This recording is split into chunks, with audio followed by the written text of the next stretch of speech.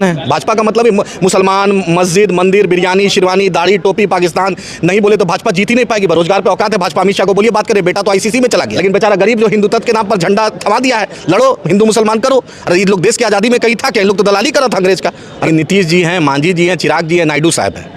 अब इन लोग को जितना जो सेकुलरिज्म का जो इतना बोले हैं, अब उनको बताना पड़ेगा कि असली सेकुलरिज्म क्या है। अगर चाहते हैं कि मुकेश साहब का, लोग उनके जो साहिबजादे हैं, भविष्य अच्छा हो, तो वक्फ तरमीमी बिल पर खिलाफ में वोट देना पड़ेगा। और चिराग जी, अगर रामविलास जी के आप साहिबजादे हैं, रामविलास जी साहब आप एक इंस्टीट्यूशन है। रामविलास जी हमेशा मुसलमानों के साथ जब भी कुछ लड़ाई हुई, उनकी इंसाफ की अगर सबसे बेबाक आवाज़ है, उसका नाम रामविलास पासवान जी। राजद और कांग्रेस को ही बोलिए, राजद की आज कार्यकारिणी बैठक चल रही है, लेकिन बेचारा कारी शोएब साहब को भेज दिया है बली का बकरा बनने। अगर राबड़ी जी को ईडी का नोटिस आएगा, लालू जी को, तो पूरा रोड पर विधायक लेट जाता है, पूरा राजद लगता है बंद हो जाता है। लेकिन जेपीसी में मुसलमानों के मुद्दे पर कहाँ तेजस्वी जी का दिख रहा है? नाज़रीन, इस वक्त मैं ताज सिटी सेंटर होटल में मौजूद हूँ पटना के अंदर। हमारे साथ जनाब आदिल हसन आज़ाद साहब, जो ऑल इंडिया मजलिस इत्तेहादुल मुस्लिमीन के कौमी तर्जुमान हैं, नेशनल स्पोक्स पर्सन है, हमारे साथ मौजूद हैं।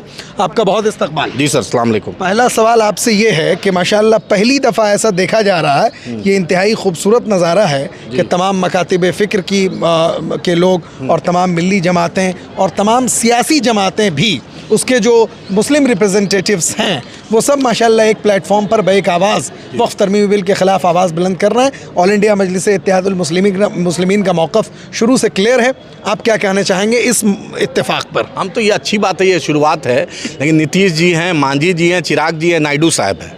अब इन लोग को जितना जो सेकुलरिज्म का जो इतना बोले हैं, अब उनको बताना पड़ेगा कि असली सेकुलरिज्म क्या है। अगर भाजपा में विलय कर दिए तो ये भी घोषणा इलेक्शन कमीशन में कर दीजिए, देश भी जान जाएगा और आपको भी जान जाएगा।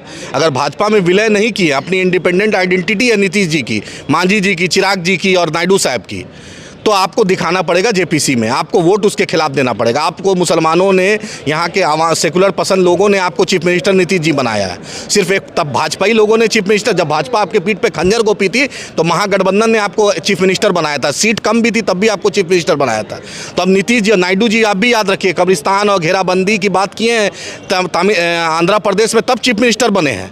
अगर चाहते हैं कि मुकेश साहब का, लोग उनके जो साहिबजादे हैं, भविष्य अच्छा हो, तो वक्फ तरमीमी बिल पर खिलाफ में वोट देना पड़ेगा। अगर संतोष मांझी जी चाहते हैं, मांझी जी कि संतोष जी का भविष्य उज्जवल हो, तो उनको भी खेलना देना पड़ेगा। और चिराग जी, अगर रामविलास जी के आप साहिबजादे हैं, रामविलास जी साहब आप एक इंस्टीट्यूशन है।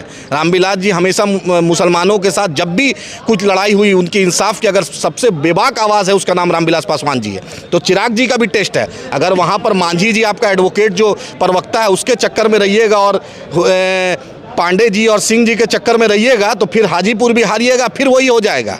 तो आपको ऐसा लग रहा है कि ये जो यानी वक्फ तरमीमी बिल का पूरा मामला है, वो टिका हुआ है नीतीश कुमार और बाबू नायडू की वजह से, यानी आंध्र के जितने भी सहयोगी दल हैं, क्योंकि भाजपा तो मुसलमानों की खुली दुश्मन है। भाजपा का मतलब ही मुसलमान, मस्जिद, मंदिर, बिरयानी, शेरवानी, दाढ़ी, टोपी, पाकिस्तान नहीं बोले तो भाजपा जीत ही नहीं पाएगी। बेरोजगार पे औकात है भाजपा। अमित शाह को बोलिए बात करे, बेटा तो आईसीसी में चला गया, ऑल इंडिया मजलिस इत्तेहाद तो दुकानदारी सेट हो गया, लेकिन बेचारा गरीब जो हिंदुत्व के नाम पर झंडा थमा दिया है, लड़ो हिंदू मुसलमान करो। अरे ये लोग देश की आज़ादी में कहीं था क्या? इन लोग तो दलाली करा था अंग्रेज का।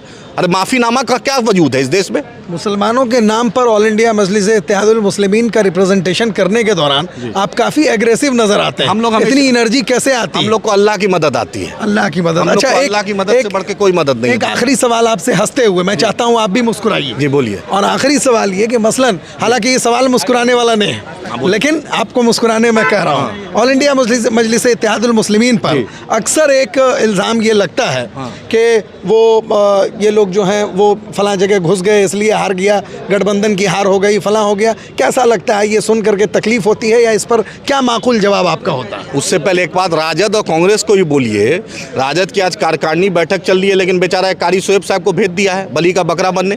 तेजस्वी यादव मनोज झा को क्यों नहीं बोले? उस समाजवाद का गमछा कहाँ है?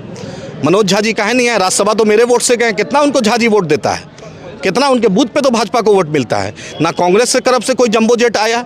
राहुल जी, ईडी जाएगा, ईडी राहुल जी के घर जाएगा तो पूरा जाएगा। राबड़ी जी को ईडी का नोटिस आएगा, लालू जी को, तो पूरा रोड पर विधायक लेट जाता है, पूरा राजद लगता है बंद हो जाता है। लेकिन जेपीसी में मुसलमानों के मुद्दे पर कहाँ तेजस्वी जी का दिख रहा है, कहाँ कांग्रेस का दिख रहा है? आपके घर में अगर आपको लीगल नोटिस भी आ जाता है तो पूरे प्रदेश को ऐसा करते हैं कि मुहर्रम हो गया, पूरा मातम हो गया। और आज अभी जब जेपीसी में कारी शोएब साहब को भेज के क्या होगा? अरे आप हालांकि अभी उनसे मेरी बातचीत हो रही थी, हाँ। तो उन्होंने ये कहा, लोगों से कह रहे थे वो हाँ। कि उनको बाज़ाब्ता पार्टी की तरफ से ऑफिशियली अरे रिप्रेजेंटेशन भाई अच्छी बात है, कारी साहब एमएलसी किस कोटा में बने हैं, कारी साहब नहीं आएंगे तो कौन आएगा?